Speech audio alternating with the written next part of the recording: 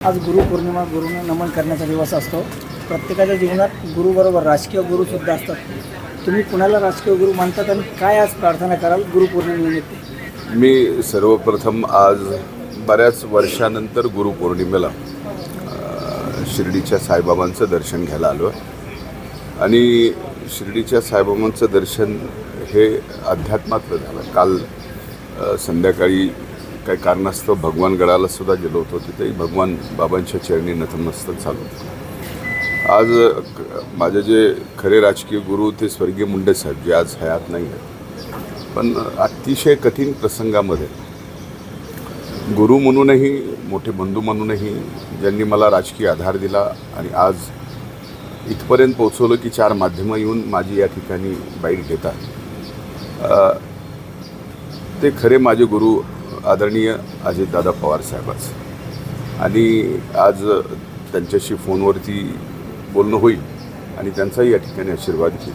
असे अनेक मान्यवर आहेत ज्यांनी माझ्या जीवनामध्ये गुरु होऊन काम केलेलं आहे. पण म्हणतो ना की आपल्याला ज्यावेळेस गुरु म्हणलं की आपण पुढे काम करत राहायचं, मागं वळूनही बघायचं नाही, गुरु आहे मागे. असं एकंदर जर राजकीय प्रवासात आत्ता विचारलं तर नक्कीच अजितदादा. दुसरा प्रश्न की आज अमित शहा पुण्याच्या दौऱ्यावर होते. भाजपची बैठक झाली राज्यस्तरीय. कुठेतरी स्वबळाची तयारी प्रत्येक पक्ष करताना दिसतोय. काय वाटते? मूळतः असं हे तुमचं माध्यमांचं म्हणणं आहे की स्वबळावरती या ठिकाणी प्रयत्न करतात. इथे कुणीही स्वबळाचा प्रयत्न करत नाही, कुणीही स्वबळावर निवडणूक लढवणं असं महायुतीतल्या कुठल्याही घटक पक्षाने बोललेलं नाही.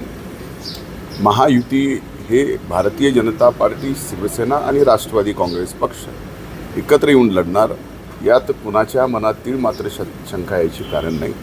भारतीय जनता पार्टी त्यांच्या पद्धतीनं निवडणुकीच्या अगोदर त्या मतदारसंघातलं संघटन, त्या मतदारसंघातली राजकीय ताकद, त्या मतदारसंघामध्ये लोकसभेमध्ये आलेली लीड, या सर्व गोष्टीचं समक्ष विचार करून त्या ठिकाणी काही त्यांच्या जागेवरती निर्णय घेईल.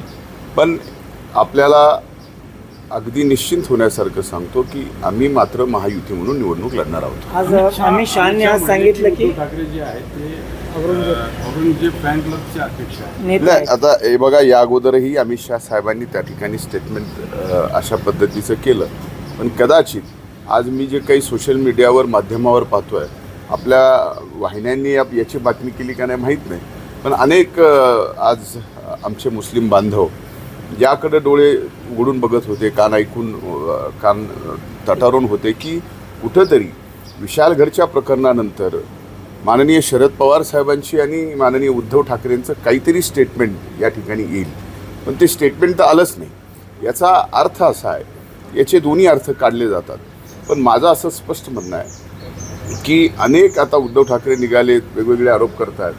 त्यांनी काल परवा एक आरोप केला की ते म्हणले धारावीची अख्खी चाळ ही अडाणींच्या घशात घालण्याचा प्रयत्न महायुतीच्या सरकारकडनं केला जातो आहे.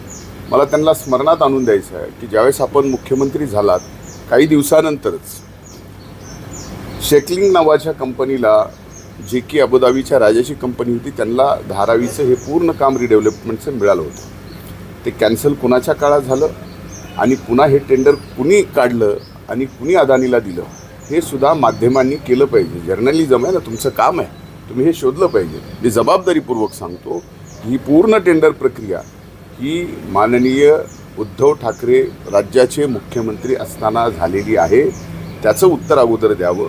धारावीच्या प्रत्येक तिथं राहणाऱ्या व्यक्तीला अतिशय चांगलं जीवन जगण्यासाठी चांगल्या वसाहती निर्माण करणं हे महायुतीत सरकारचं. वोट बँकेसाठी मुस्लिमांना जवळ केलं जातं असं म्हणतात. एक लक्षात घ्या, आता मुस्लिम समाजच हे म्हणू लागला आहे की आमचा उपयोग हे फक्त लोकसभेपर्यंत करून घेतला, आता आम्हाला वाऱ्यावर सोडून दिला. शेवटचा प्रश्न, स्वर्गीय गोपीनाथ मुंडे नंतर ज्या पक्षात तुम्ही गेले ते शरद पवार ज्येष्ठ नेते राष्ट्रवादीचे होते. आज अमित शहानी बोलताना भ्रष्टाचाराचे सरदार म्हणून शरद पवार आहेत असं वक्तव्य केलंय. काय वाटते? मला त्या बाबतीमध्ये आत्ता या क्षणी काय बोलायचं नाही आहे. आता अमित शहा साहेब बोलल्यानंतर त्याचं मी उत्तर देणं हे तितकं योग्य वाटत पवार साहेबांबरोबर अनेक वर्ष काम केलंय, कसं पाहता या वक्तव्याकडे? अमित शहा जे बोलतात त्यात काहीतरी तथ्य असल्याशिवाय ते बोलणार नाही, तेवढंच आहे. एबीपी माझा, उघडा डोळे बघा नीट.